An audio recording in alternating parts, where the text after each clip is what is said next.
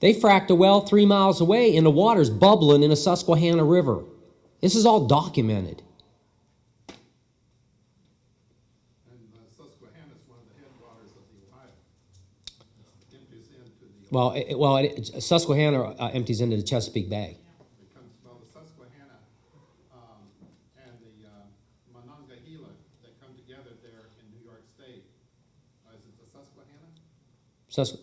Is it Allegheny? You're thinking of Allegheny. Right. No, Susquehanna, that goes all to the Chesapeake Bay. And Allegheny, the Allegheny River, and that's another thing. The Allegheny River, the Mon River, the Youghiogheny River, the Beaver River have all been compromised. And guess who's all getting all this now? The Ohio. That's right. You're getting the triple whammy. So number one. And I work selling heavy equipment. I call on all the governmentals. I call on contractors. I call on water authorities, sewer authorities. And Beaver Falls Water Authority was having problems with their water, and they couldn't understand why. 18 miles north in Newcastle, Pennsylvania, is a company called Advanced Waste.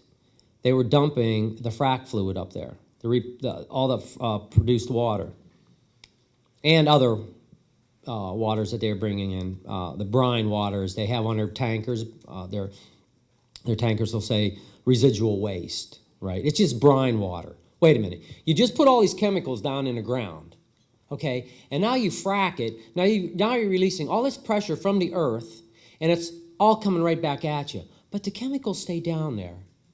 That's what they want you to believe. What are you guys? I mean, come on. And the tankers there do not have hazardous placards on them. Unload some of that, wreck and dump it, and see what it kills. Everything in sight. Everything. All vegetation, trees, everything. But they don't have hazardous placards. And I brought that up to our previous Secretary of the DEP. And he danced all around that. But the condensate tanks had it on it, had the hazardous placards on it. And these wells, all the wells have the ethylene glycols, that they fill these plastic tanks every so many weeks, and they're on a timer. Every so many seconds, it shoots it down in a well, keeps things from freezing, keeps things clean. They've got 2 tanks, 2 different types of crap, hazardous placards on them. And I used to give tours on my farm when I owned it. Until a year and a half ago, they fenced them in. They put cyclone fence around them. But you know what? They made them green. They put the green plastic. It was beautiful, right? But this is what they do. I'll get to you. And no one touched anything. And I had people there get deathly sick just from the fumes, because some people are very sensitive to chemicals. Everyone isn't built the same. But we did also one well. This is a vertical. I had 2 horizontals and 2 verticals, and I was the second horizontal well drilled. They never told us they were doing horizontal drilling. I figured it out.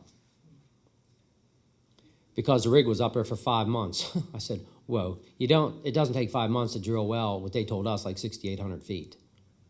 I've been on hundreds of well sites. And I've worked with some of the majors, like Exxon, Texaco, Pennzoil. But anyway, that one well, there's what I call like a nipple on the outside of the well casing, and it was flush with the ground. And I had a lot of water up on that ridge. And of course, when it rained, they notch out the side of the hill just like they do a high wall, coal mining. And that level area, when it rained and everything, and some of the water was still seeping out of the ground, was catching there. And that nipple would be submerged underwater. Well, I'm up there, and I was always nosing around. I constantly nosed. And it was bubbling. A little bit of gas was coming out of that nipple. I'm like, I'll be damned. Okay, well, that's understandable, because I know gas wells leak. Just because they cement it, and there's something else y'all need to know. What's the first thing that happens to cement when it dries? And it shrinks. So much for their theory about it filling up the annulus. And plus all the vibration from when they're drilling. And they're tripping in and out of the hole, making bit changes, adding on their pipe while they're drilling, their connections. There's a whole lot of variables here. Well, anyway, that pipe, that water was, it would bubble, and it was black. I said, okay, we got to get this tested. We got it tested through Bear Corporation. I had it in. Benzene, toluene, ethylbenzene, xylene, XP xylenes, extremely high levels.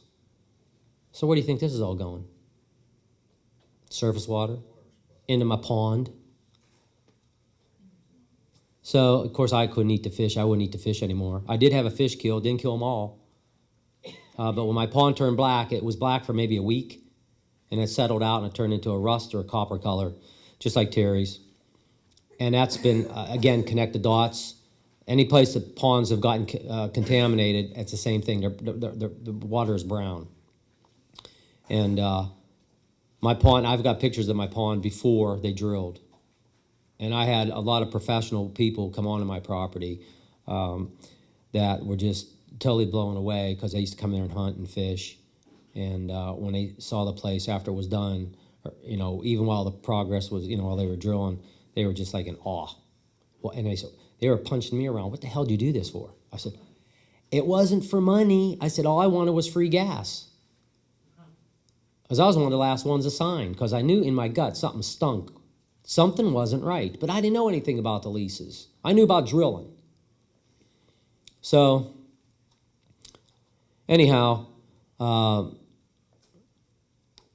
after I went through all that craziness, which it still goes on today. I shouldn't say I went through. I mean, it's not over by a long stretch, because I'm not going to stop talking, and I'm going to fight these bastards, excuse my French, to the very end.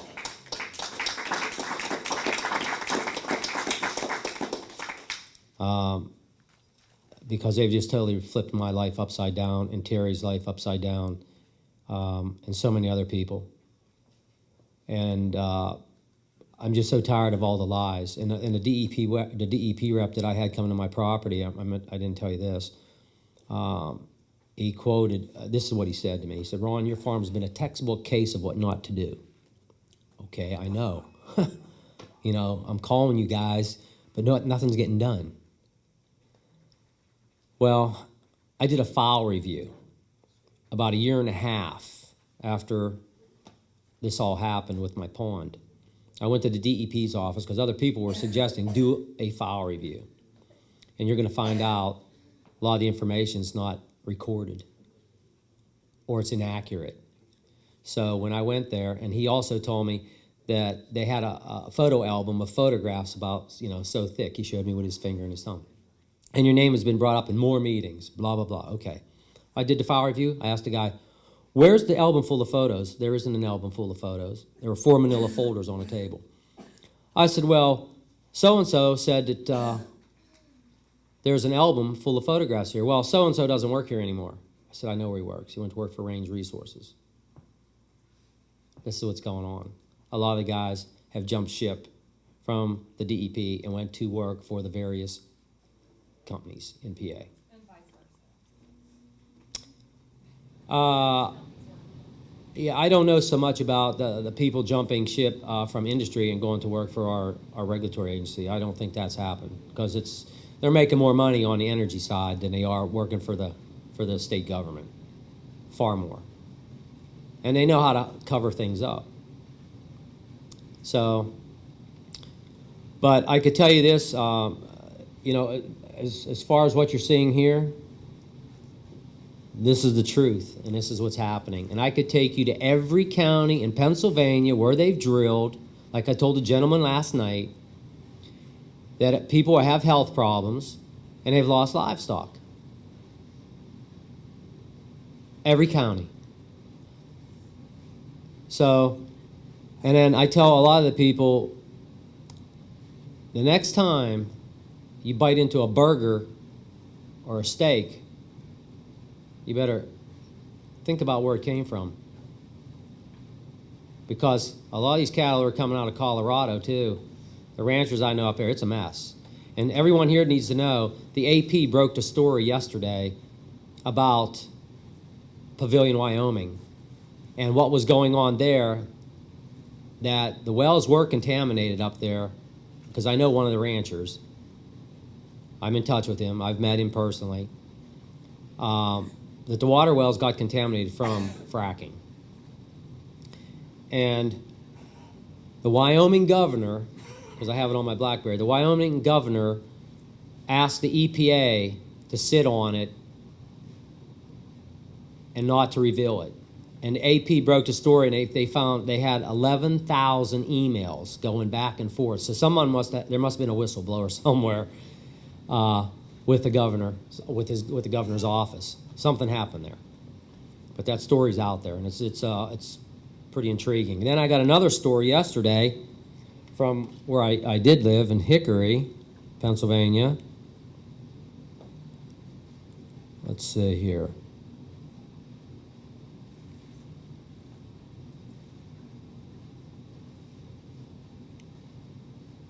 Okay. This is the Cornerstone Care, a nonprofit which provides medical and dental care in the rural area of Washington County, was shut down indefinitely today after the third evacuation due to a strong gas odor that caused health problems for employees. There were also indications of methane in the water supply. The DEP oil and gas unit never returned Cornerstone's calls made over 2 weeks ago. After the first incident, even though there are active drilling operations less than a mile away. And who wrote this and sent this was our state representative, our local representative, right? I am not making any accusations or drawing conclusions about the source of the problem, but this is an absolute and unacceptable failure on the part of the DEP oil and gas unit. How can we believe they are doing their job if they won't follow up on a pattern of problems at the public health facility? Where's the accountability? I'm not stopping until I get some real answers. Well, I could tell you this also. I follow this. It's almost like I'm possessed. And Illinois just passed a Senate bill just passed regarding fracking, and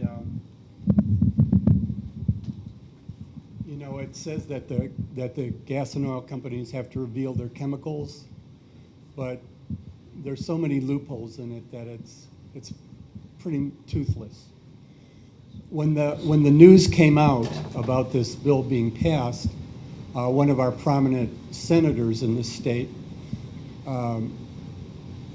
said that, I've drilled hundreds of wells, I've fracked hundreds of wells in Southern Illinois and never had a problem with this. This is an economic opportunity and there's no problems with fracking.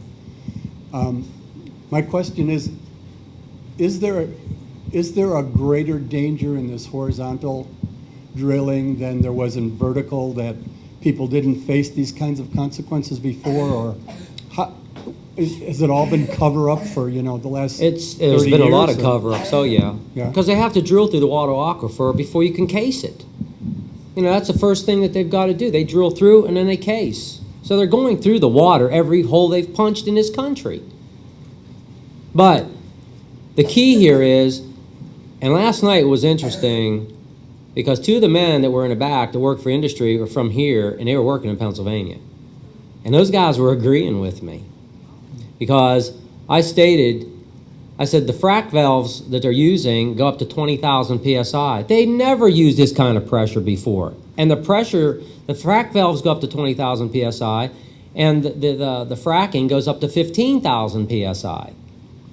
15,000 PSI per square inch. Do you have any idea what that will move